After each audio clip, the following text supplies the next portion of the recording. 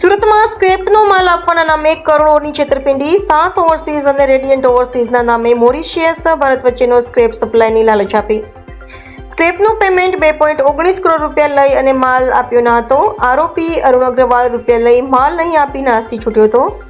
Eco cell પોલીસે આરોપીની ધરપકડ કરી વધુ પૂછપરછ હાથ ધરી.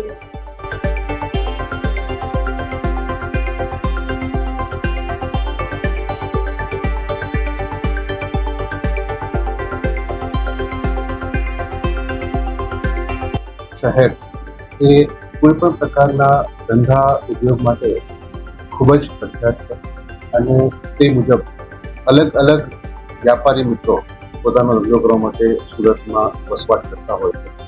એમાંના એક વ્યાપારી સુજીત કુમાર ગુપ્તા કે જે પોતે સ્કેપનો વ્યવસાય કરતા હતા, તેમની સાથે અન્ય પેઢીના આરોપી જે છે હાલ નીલમણી, અરુણ મખનલાલ અને સંદીપ, એ લોકો પણ તેમના સંપર્કમાં આવેલા અને સંપર્ક બાદ પોતે સ્ક્રેપ સસ્તા ભાવે તેઓને અપાવી શકશે એવો વિશ્વાસ ફરિયાદીને અપાવેલો અને ફરિયાદી પાસેથી 2 કરોડ 1 લાખ રૂપિયા જેવી માતબર રકમ મેળવી લઈ અને 1 કરોડ અને 60 લાખનો પોતે સ્ક્રેપનો માલ આપેલો.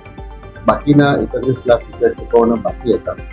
એ દરમિયાન ફરી વખત તેમણે ફરિયાદીને વિશ્વાસમાં એ લીધા કે બાકીના જે 31 છે તમે બીજા પણ અમને 71 લાખ રૂપિયા જેવી રકમ આપો, અમે તમને વધારે સ્ટેપનો માલ સસ્તા ભાવે અપાવીશું. અને ત્યારબાદ આ રકમ મેળવી લઈ અને ફરિયાદી સાથે વિશ્વાસઘાત કરે, જે અનુસંધાને ફરિયાદ નોંધ્યા બાદ આરોપી અરુણ મખનલાલ અગ્રવાલની ધરપકડ કરવામાં આવેલ છે અને આ ત્રણેય પાર્ટનરે સાથે મળી અને પોતે જે પૈસા ફરિયાદી પાસેથી વિશ્વાસઘાત કરી લઈ લીધેલા છે તેઓના રિમાન્ડ ચાલુ છે.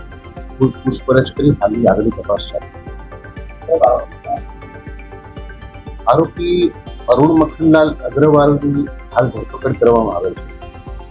તેઓના ગુનાહિત ઇતિહાસ બાબતે પણ હજી તપાસ ચાલુ છે અને ભવિષ્યમાં જો તેઓના વિરુદ્ધમાં અન્ય કોઈ જગ્યાના ભારતના કે ગુજરાતના કોઈ પણ ગુના અમારી જાણમાં આવશે તો એ અનુસંધાને વિશેષ તેઓના વિરુદ્ધમાં પણ કાયદેસર કાર્યવાહી કરવામાં આવશે.